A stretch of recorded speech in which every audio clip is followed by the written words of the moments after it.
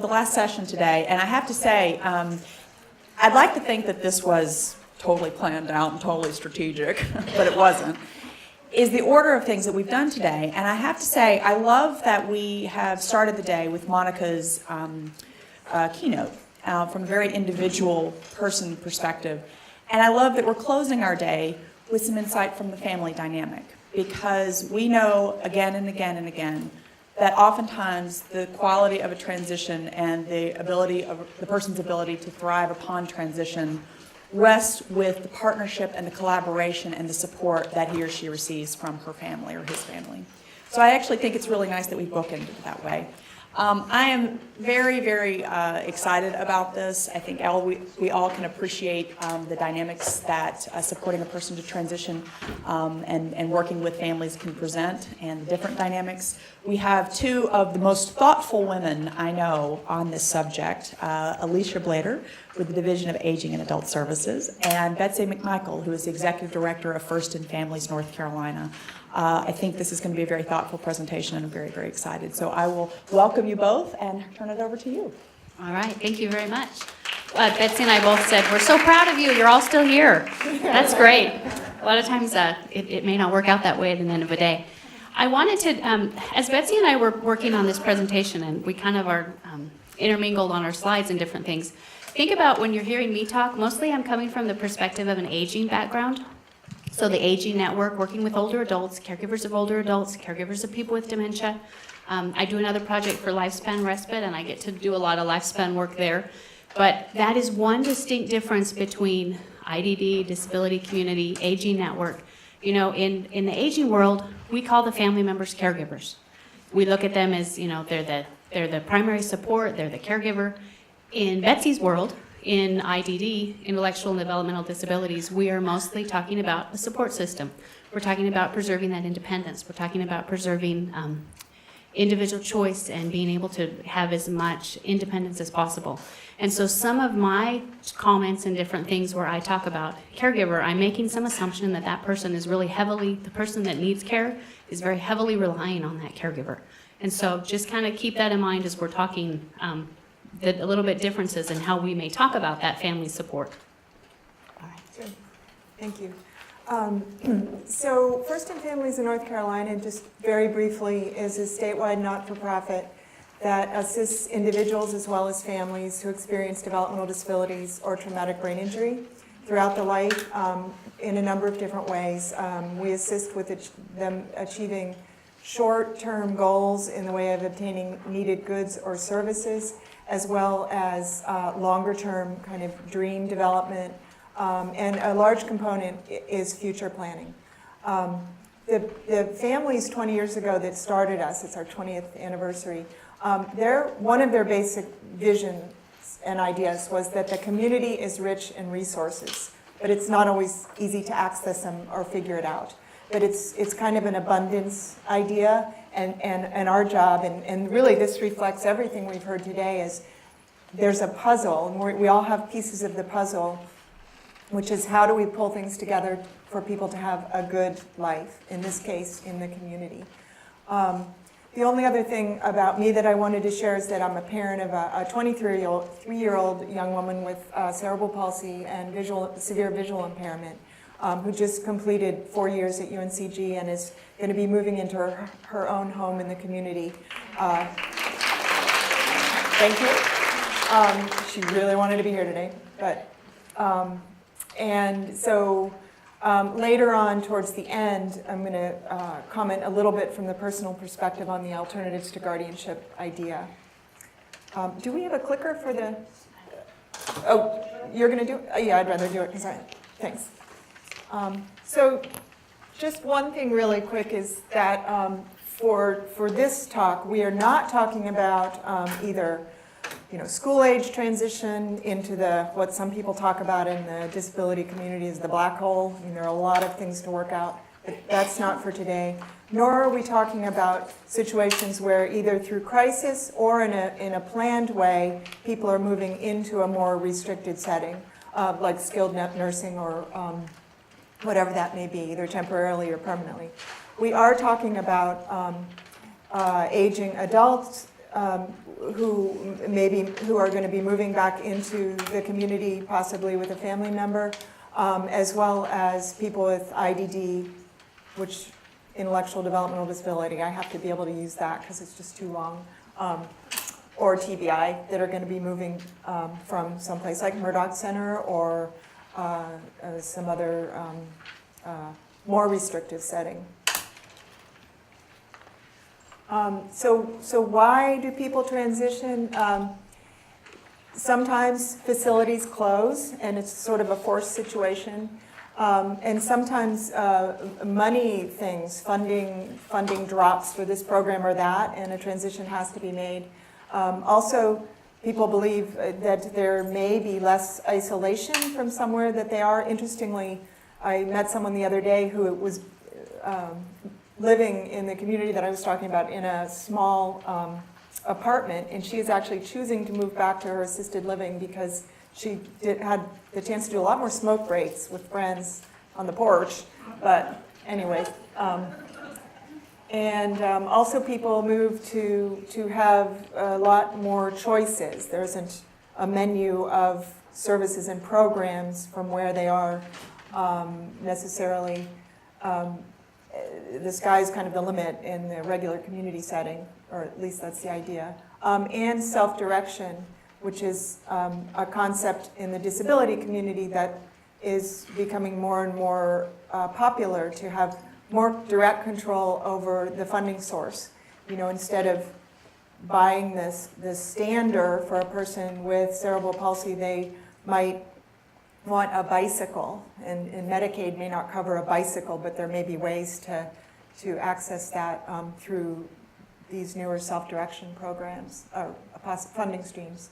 And then also, the Olmstead Act and Money Follows the Person are opportunities now, and in the case of Olmstead, a mandate to support the idea of eliminating or getting around what some people call the institutional bias. But is everyone familiar with Olmstead, or anybody? Just basically a Supreme Court ruling that allows for people to move into a less restrictive setting if they choose to, and have people that say, yeah, they can make it this way.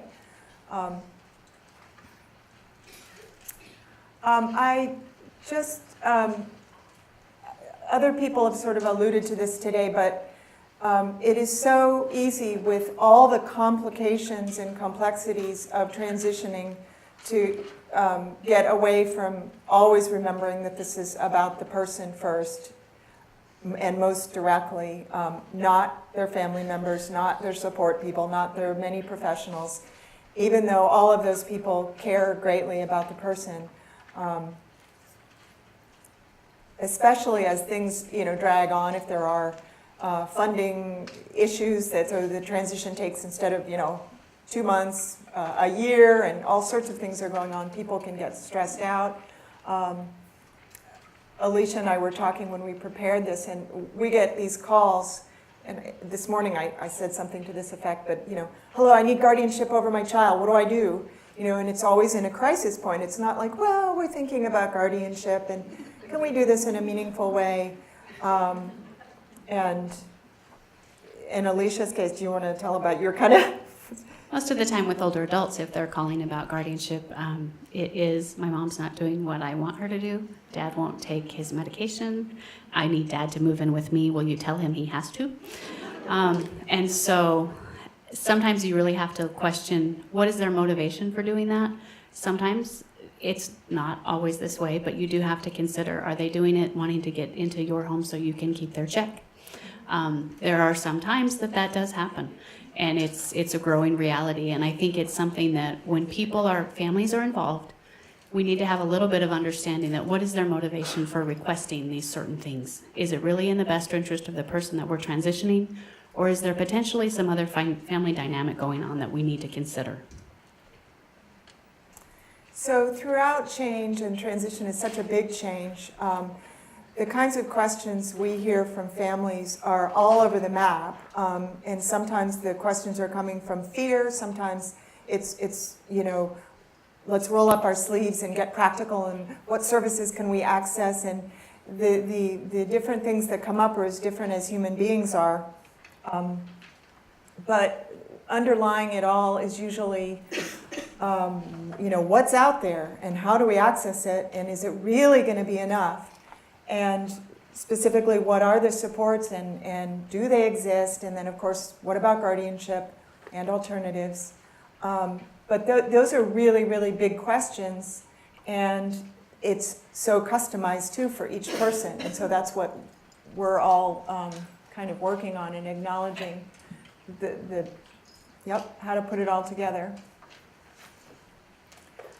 We wanted to talk a little bit about, and the word here is caregiver. Again, in my world, it's more like the parent or the sibling, the family, or the extended network for people that don't necessarily have family members still assisting.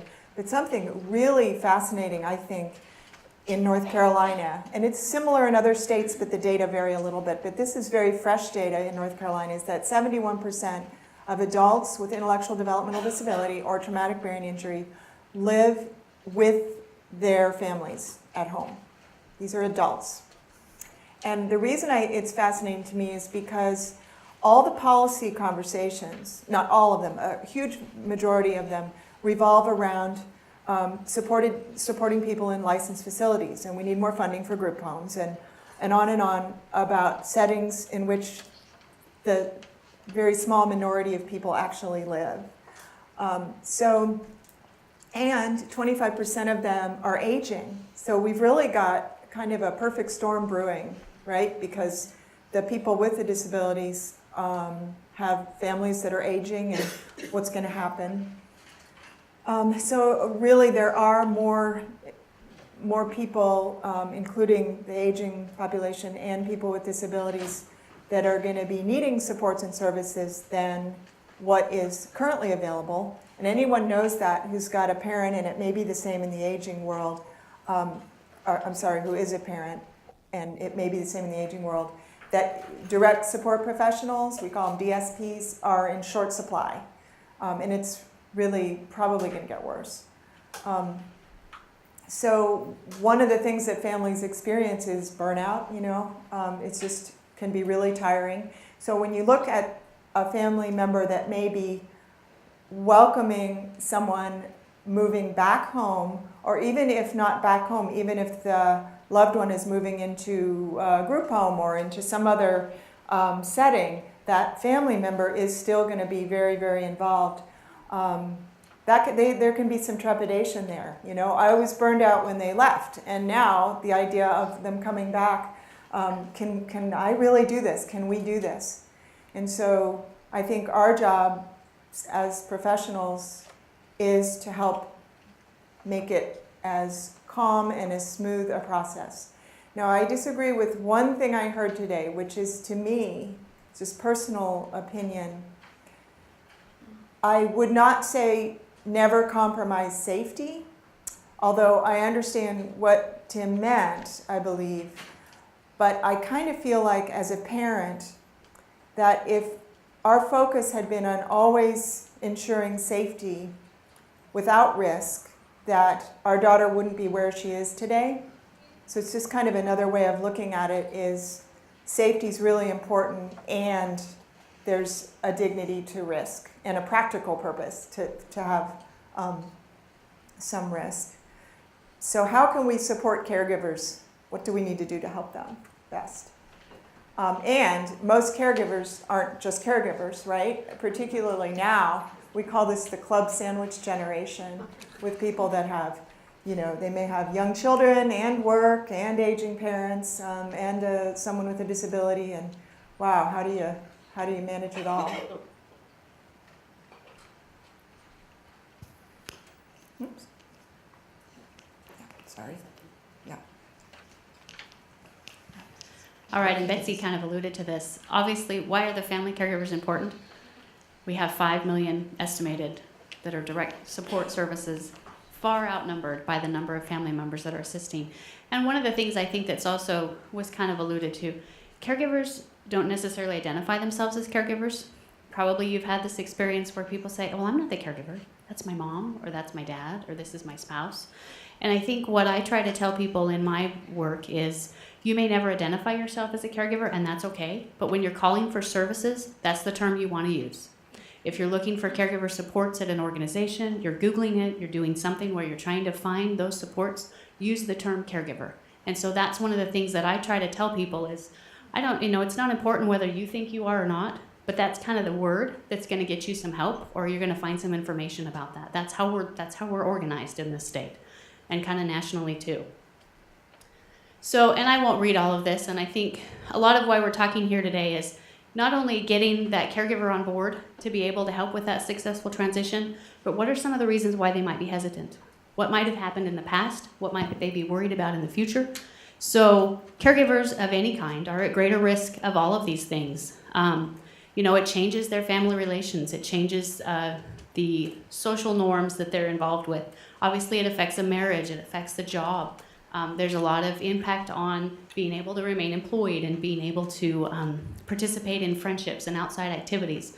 All of those things are something that research after research study shows that this makes a really big impact on how people feel. I had read a statistic the other day that a caregiver of someone with Alzheimer's or dementia, they tested that their immune system was compromised for a full 3 years on average after that person passed away.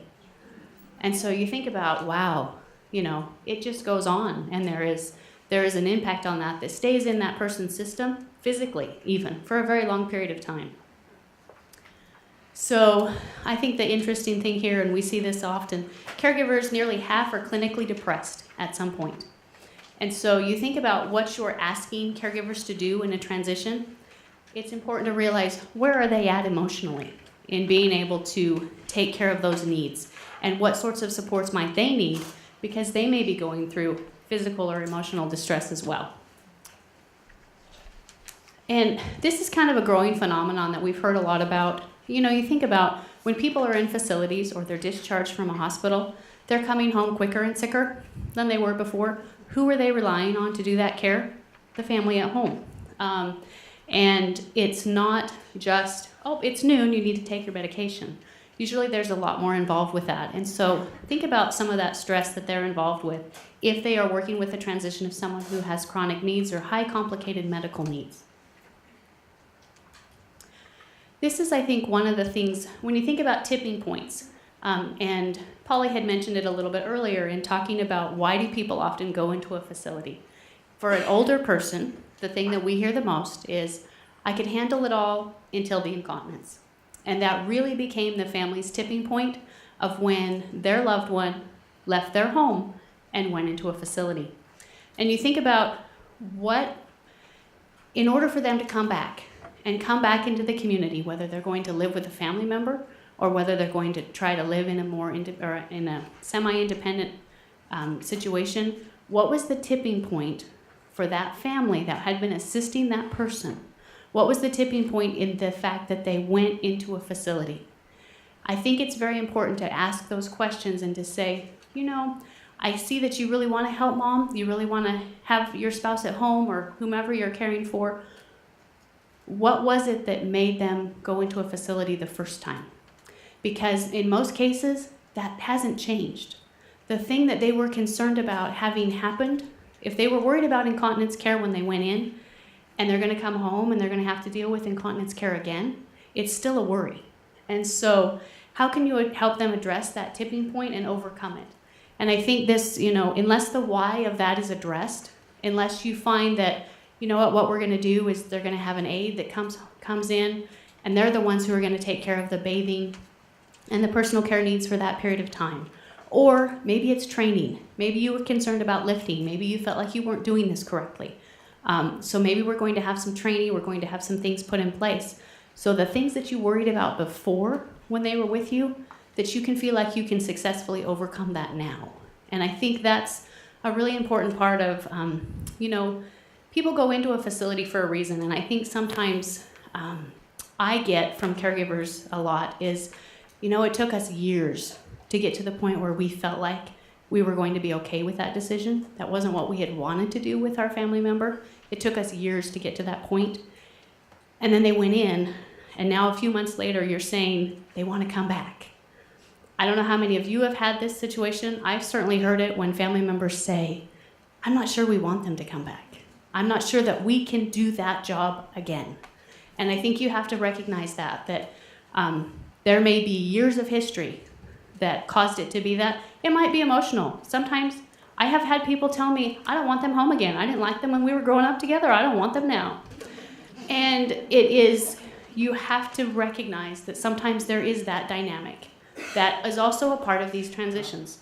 And, we talk a lot about housing. We talk a lot about supports. Some of it's just that emotional relationship. Can I do what they're asking me to do? Am I emotionally, physically, really there, ready to do this? And if they're not, they're not. And that's okay. It really, it's all part of the equation. Thank you. Talk about anxiety. Future planning is something that keeps parents and family members of people with disabilities up at night, like a lot, every night. So we want to talk about it a little bit, both in terms of how that is a stressor that you might be able to be aware of, and secondly, how to make it be less stressful, how to get around that. So in terms of financial planning, it's really, as a parent of a person with a significant disability, she may never, probably won't ever work and earn as much as our other daughter, and also may not always have connection with the services and support she has now. There's probably not enough money in the world that we could have saved and ready to give us the feeling that she's going to be okay, unless we're like Bill Gates or something. So you can do the best you can, and you can get your trust in place and all that. Legally, there's a matter of decision making, and you heard today about guardianship and alternatives and all that.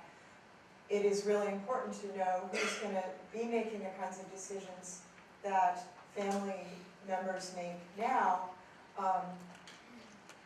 but you can't always have it down to a T. You can do the best you can. And then even if you were to have all the money in the world and all the decision-making backup support, you're still going to be wondering, okay, but who's going to, help her make sure that she gets the kind of food that she likes to eat, and just a lot of basic things like that no professional is really going to ever put in place.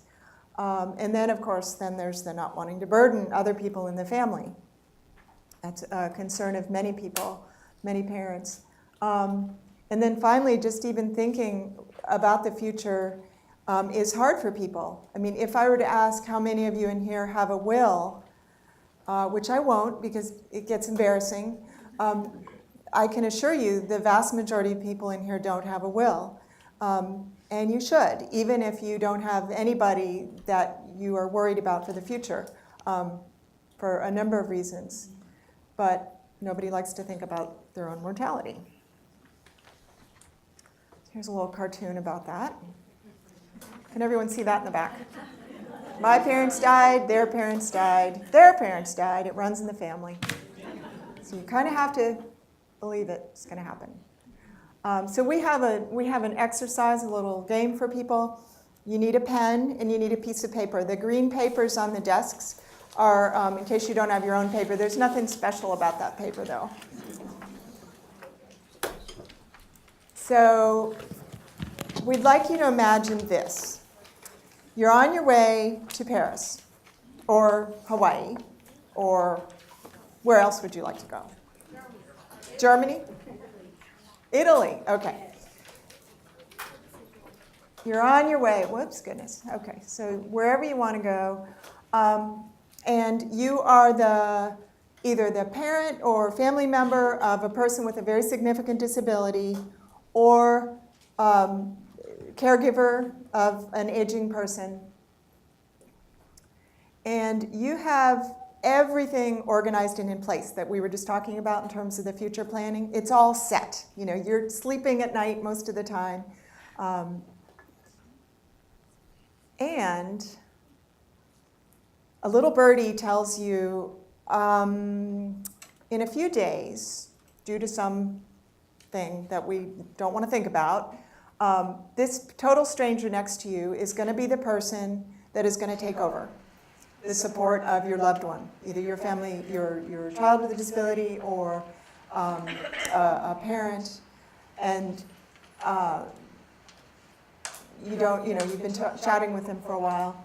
Someone tells you this, and they may not even know it. What we'd like you to do for the next 5 minutes or so is write down either categories of information or specific information that you want to be able to convey to this person and give to them. So write it down. Start thinking about that and write it down.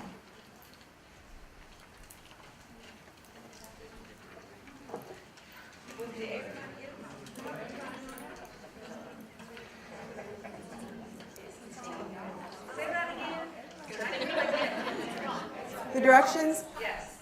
On this piece of paper, write everything down that you would want someone to know who is going to be taking over the support, the primary support and care, unpaid support and care of your loved one, because you are no longer going to be able to do that. And you've got your trust in place, you've got all the money. We're not talking about those formal practical matters, but anything else. And I'm not going to say anything more. You have to think.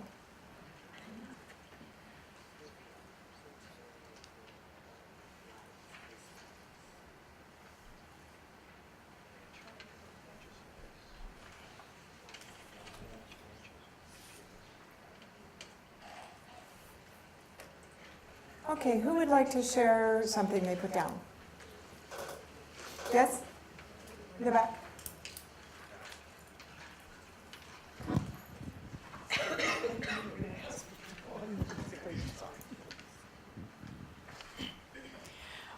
One of the things that I put down, if anybody is taking care of my mother, we have had a couple of times in the past where she's had some pretty major surgeries, and we have decamped part of the family there to provide support for her post-surgery. But if she does not get to her hair appointment every Friday, there is going to be major trouble. A wheelchair, a walker, pain meds, she has to get to her hair appointment. So that's one of the number one things that people need to know about taking care of my mom. Yeah, and not too many people would know that. Other essential information, someone else? Yeah, Roxanne? Or, yep, anybody? Yeah. This was actually real. I felt like I needed to tell whoever was taking care of my mother who she is first. And I wrote, "Mom is alert, knowledgeable. She is proud and loves to joke and laugh. She enjoys conversation and still likes to be a caregiver. She is able to handle her finances and care needs, but needs supervision and guidance and assistance with paperwork. She is the final decision maker and does not like conflict." And I needed them to know that she was a person, even though with her medical heart conditions right now, and then I started listing where everything was at. So that was important. Beautiful, thank you. Yeah. One more? Not knowing how much time I had to tell this person, I'm, rattling it off pretty quickly, but contact her brother Ryan. Know that the main providers of services start with Christine Pulsifer at Smoky Mountain Center. Services come from the Arc of North Carolina and with so-and-so, and as the coordinator who coordinate her plan and staff who work with her. This is my attorney, listing that out. What are critical to know, for you to know about my daughter, is that she strives to be her own person, dreams to be famous, i.e. go to Hollywood, loves to paint, write songs, act and dance. Expect that she can do things before you think she can't. Then I ran out of time. Wonderful, thank you. So this is called the beginning of a letter of intent. And one of the things that we do at First in Families are a couple-hour clinics where people can come in, roll up their sleeves over some pizza, and write their letter of intent. And then we suggest that it be reviewed every year. But it's a really great way to get started. There's no attorneys, there are no fees involved, but you've got something that is a whole lot better than having nothing in place.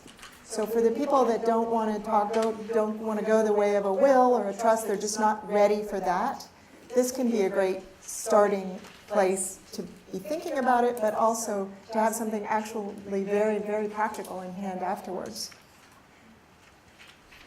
Oops. Oops.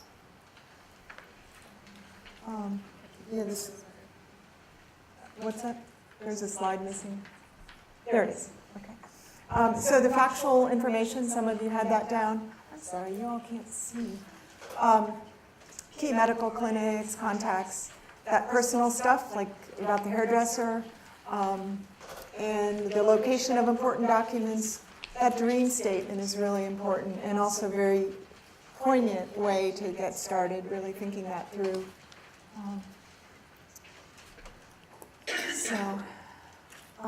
Now we're going to talk a little bit about kind of the categories of services and support. So we think in terms of formal services, community-based services, and natural supports. We have in your packet lots of lists of actual services. Don't refer to them now if you don't mind, but they are there. We didn't want to spend the time actually going through them, but want you to just think generally about how formal services, a lot of which has been talked about today, are one important component, usually publicly funded, usually have some menu, you get this, you get that, and some are entitlements, but many are not. There are waiting lists, and they're hard for people to navigate, which is, again, what we've been talking a lot about today. Community-based supports are the ones that we think of that you get, information and referral to this agency or that. The senior centers are wonderful community resources, and the faith community, a lot of times, regardless of whether someone has a spiritual bent or a connection, they often offer a lot of supports, and the civic organizations too. Some of the things that people need, like when moving back into the community, are things that don't have anything to do with their disability or even age necessarily, but need to be obtained somehow, and it's usually not through a formal service.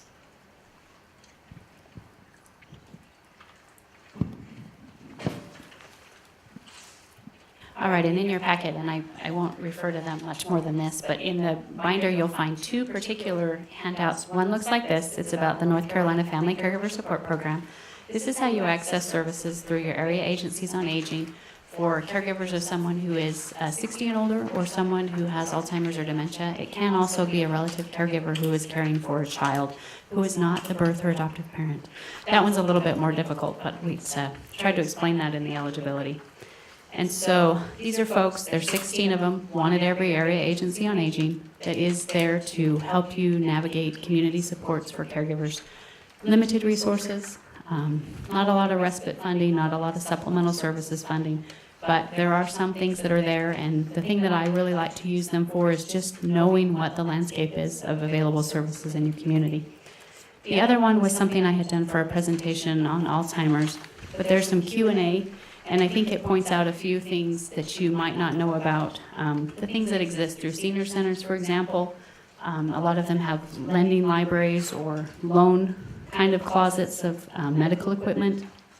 And talks about how to schedule and use respite, how to use that effectively. This is other supports. The number one thing that we often have people not understand or not know about, if their loved one was a veteran or they were married to someone who was in the military, always want to look at if there is any connection or them being able to qualify for aid and attendance. That is one benefit that we've had families come to us after years of trying to cobble together private resources, personal funds, all of that, come to find out they had been a veteran and they never actually applied for aid and attendance. Obviously, you're well versed in Medicaid eligibility there. We know, research tells us that respite is most beneficial when paired with education and training and participation in a support group. And so we have some places in the state that actually, to get respite dollars, they have to participate in a number of support groups during the year.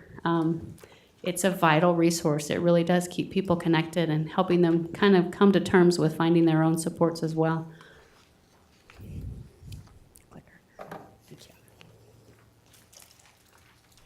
And then I'm sure most of you are aware of SHIP counselors, ombudsman, certified options counselors. How many of you in the room are a certified options counselor? Yeah, quite a few. And I think going through that process, a lot of people tell us it's not so much that I learned a huge amount of new information, resources I didn't know, but it helped me think about it in a way to help it put into an action plan and come up with a process for people. Powerful tools for caregivers, probably available in most all of your counties. If you can find a course, it's a 6-week course for people that are caring for someone of any condition, any age. It's designed to help them be able to really look at self-help and how they need to take care of themselves. And I've trained her with that and feel like it's a really good class. Helping caregivers plan for and use respite. I want to give a plug for these, and I'll ask Trish if we can send out a link again for them. It's an online training that we were able to do with a grant that we had. It hopefully gives you a lot of ideas about how to help caregivers plan to use their respite time, where to find respite time, informal supports. It's something that can be done online, 20 minutes here and there in different modules. And they're free to you through the UNC Cares e-learning modules.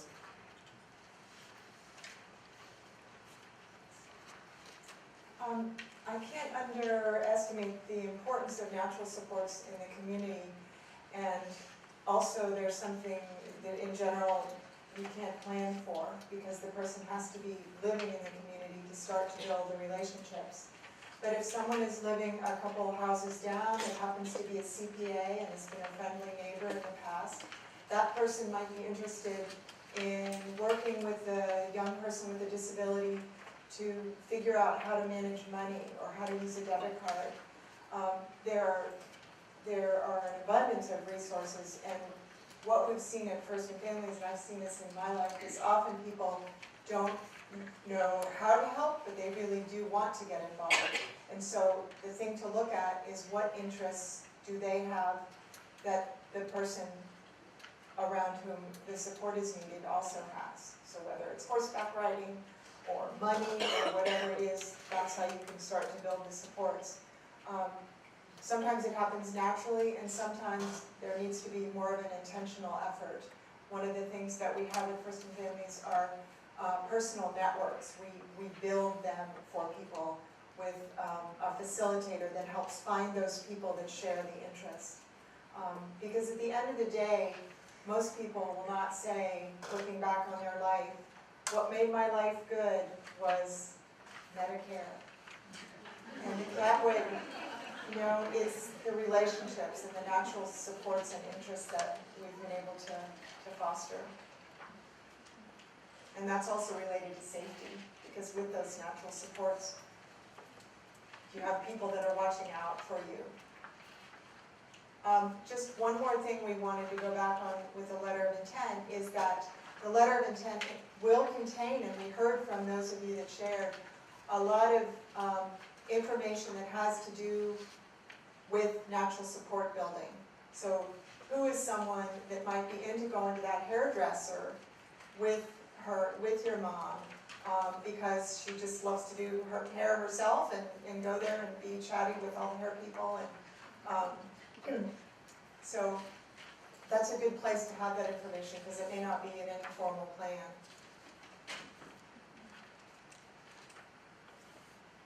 So formal supports and informal are important. Future planning, we've talked about why it's important. One thing about it, though, is that it's never done exactly, that you can start doing it. And we've got one regarding future planning for older adults. I'm just going to skip through that. Yeah. when you think about the context of transitions and somebody coming, and oftentimes we're working with people who are coming back to live in a home of a family member, and I think there is a tendency to focus on what's happening right now, but what about several years down the road if this is still going on, the future plans of that. So does the caregiver have a plan for the person that they're caring for? What if their ability decreases? What if they are not the same a year from now as they are when they came home? They've declined, very likely possibility. What about their funds? If they have private funds, if you're utilizing those funds, what happens if they outlive those funds?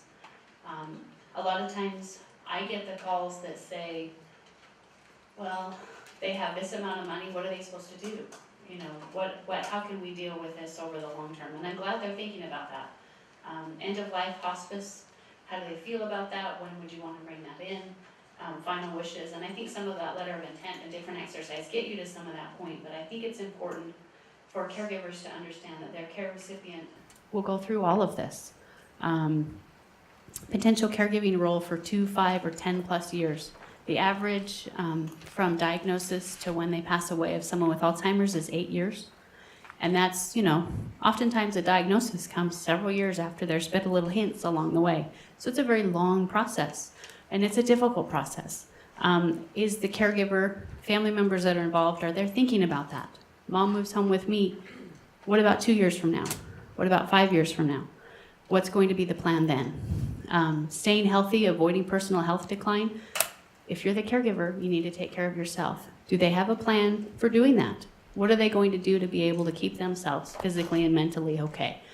What will happen to this loved one if you pass away? And with spousal caregivers, this is really common, that the person taking care of their spouse dies first. And you've all seen it. I've been working with families that finally a child calls me and says, you know what, it's looking like this is really taking a toll on my dad, you know, caring for my mom. I touched base with them about 2 weeks later. Their dad passed away because they finally realized they needed some help, but by then it was pretty late. And I think it's really important to ask that question. If you're the primary caregiver of this person, what are your wishes? What are your plans if they outlive you? Increasing network of supports for both. And I think this is why it's important that you're getting help for the care recipient. And I call, you know, it's kind of the term we use of the person who's getting that care, and for the caregiver. That really it's a package deal. You're trying to help them both through this experience because they're both experiencing it in different ways.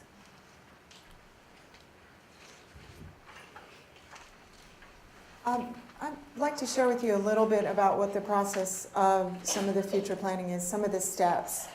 And also to say that having as much future planning in place as possible is really important for the future life of your loved one when you may not be there to help them, which can happen tomorrow. You know, it's not always when we expect it to happen. But it also is part of this caregiver self-care, because when you have it all in place, then you can sleep at night. So it's sort of got a twofold value, really. So, you know, the first question, again, usually is, do we have a will? Do I have a will, or do we have a will? And if you don't, you do need to set up a planning meeting with an attorney. But if you do, then you still have to think, where was it made? Does it need to be updated? A lot of people, some people have wills from 20 years ago, and if you read it, it's going to be really outdated. And if you do have your will and it's up to date, you still want that letter of intent. It's usually not the order in which people do it, but again, it has all that information that the formal documents won't. And it's free. And someone needs to know where it is. That's really important too. And then what about a special needs trust for people with intellectual developmental disability? You know, protecting the benefits that they may have is really, really important. There's several varieties of trusts for different situations. And there are attorneys that have really good experience here in North Carolina doing them. And there are ones who have sort of discovered this as a niche market a little bit. And so it's important to interview them well and get referrals if you can. we've seen that firsthand with some of the families that we support. And if you're like Bill Gates, then you may not need a trust at all because you're going to have millions, but that's obviously very, very unusual situation. One of the first questions people often say when we talk about trusts is, but what's going to go into the trust? We don't have any money. Or, you know, $10,000 is not going to do very, very much for my future loved one's trust.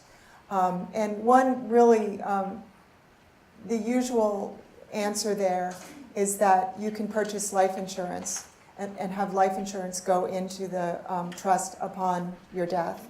And that's really important. I mean, that's what my family's done. That's what most people do because, you know, for $1,000 a year, or of course it varies greatly, but that's a relatively inexpensive way to secure hundreds of thousands of dollars for the trust once you die. So in the case of parents.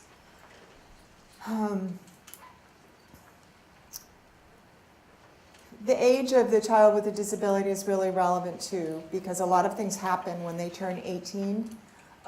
If they turn 18, and I will, you know, won't go too much into this since this morning Holly did, but there really must be that determination of if they are their own guardian but still have a fair amount of needs for support, you need to put those alternatives in place.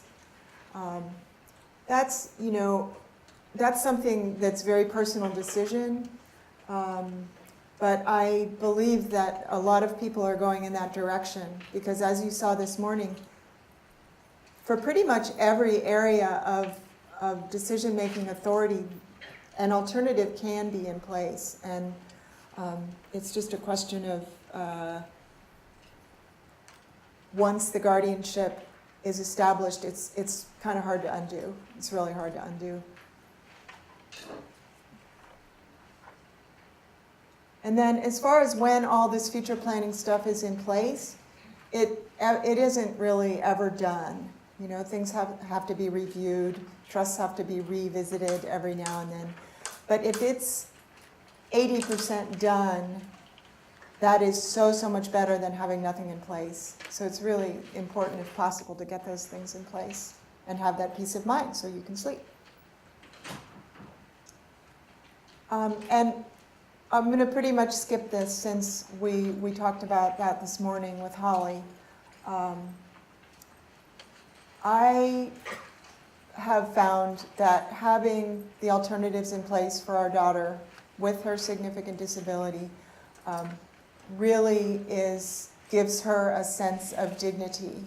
And it was someone else talked about that this morning, that Tristan, the young man that Holly talked about, is the son of one of the staff at First and Families. And, you know, even with a cognitive disability, people are very aware of their own worth and how they're perceived by others, you know. And I just love it when I hear my daughter saying, well, I gave power of attorney to mom and dad. And she did. And a good attorney will not just allow the family member to sign on the dotted line and that will kick in. They will interview very carefully that person who has the disability to make sure they know what they're doing. And in that case, you're sharing the responsibility. My daughter still retains a lot of rights. But the good attorneys will recognize that this is a serious and an important thing, and they want to make sure that that person knows what they're doing, the person with the disability. But it's kind of a beautiful thing that she still has her own, she is still her own authority, and it's her life. So I think it should be that way myself, but it's personal. The supported decision-making agreement that some people were talking about today, we use one of those at First and Families. We have it. We have a document. We use it with some of our families. Because it's not a legally recognized thing yet in North Carolina, doesn't keep us from utilizing it, because the way it's used is we have personal networks of support for people, And then over time, we've seen that somebody emerges as the go-to person with an interest in health or meds or an interest in the financial stuff. And then the person with the disability can choose, yeah, they're going to be my go-to person, which is basically what supported decision-making is. You know, if somebody says, you need this surgery, and somebody else says, you need this surgery, and mom and dad are no longer there, that person will help them figure out the complexities and help the decision be made. So this is pretty much what we have to offer you today. I hope that we have both shared some of the concerns that we know families feel and have, so that you can have empathy and also practical information to allay their concerns. This future planning checklist, it's got two sides to it, and I brought a bunch of them, and Trish has them. I don't know that I have enough for everybody. We could mail people them, but it's a very handy guide that also has, it's a checklist like the thing that we went through there, but on the other side of it, it's got a number of resources in North Carolina that can help with all of the things we've been talking about, the legal, the financial, and the natural supports too. Thank you. Do you have anything to close with?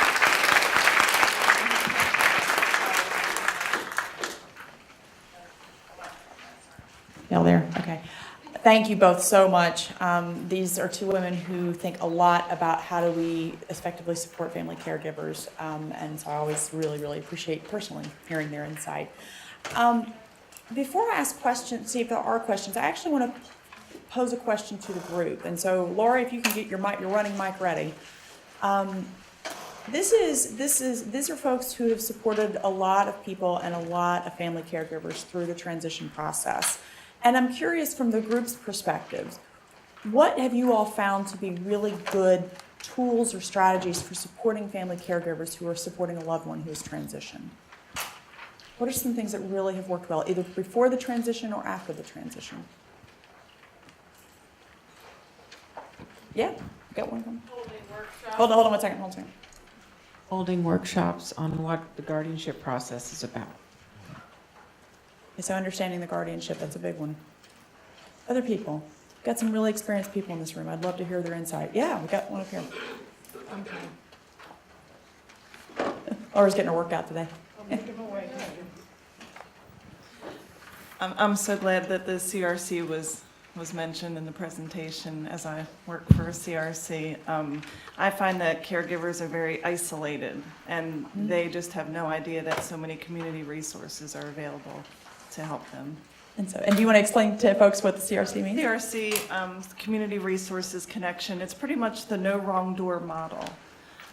Instead of making a phone call to an information and assistance senior services helpline, and maybe you have 5 different needs for your loved one, Meals on Wheels, transportation, you need a ramp built.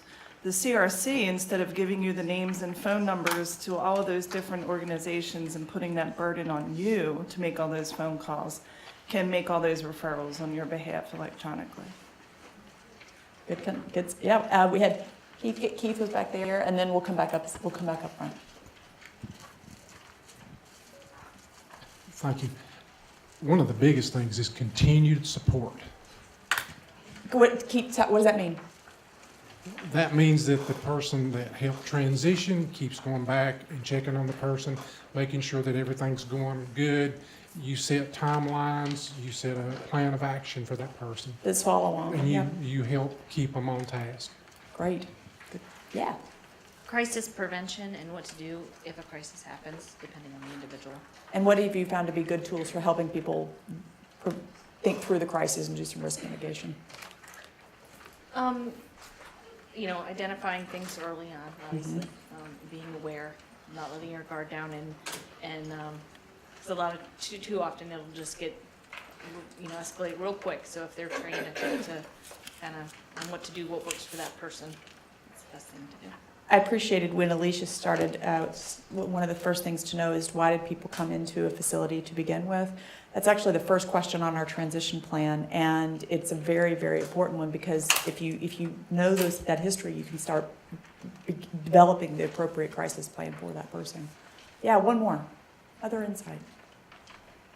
Oh, yeah, over here, great.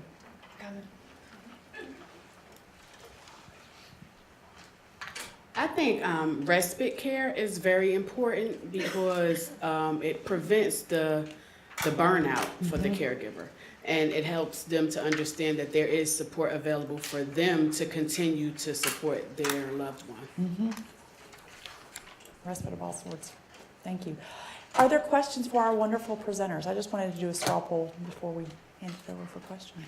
Trish, I just Yes. wanted to mention, because she mentioned respite care, and I do work with Alicia on the Lifespan Respite Grant as well, that if any of you have a real interest in respite, we have a North Carolina Lifespan Respite Summit coming up on June 18th, where we're going to be looking at advancing the work of our grant with the North Carolina Respite Care Coalition, which would also be a good resource.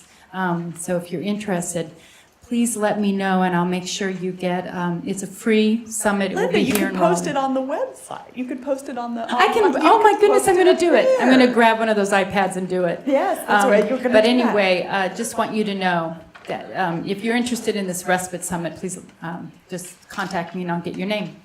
We and we've had a couple of great questions on to the today's meet site, and I'm going to just ask to Betsy, if you don't mind taking maybe one of these.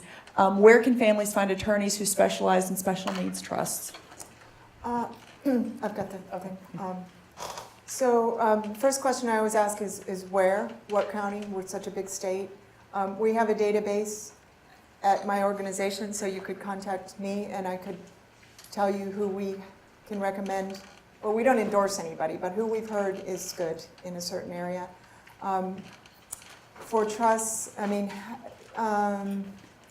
the ARC of North Carolina, and their number is also listed on the back of this future planning thing we have, has some references also.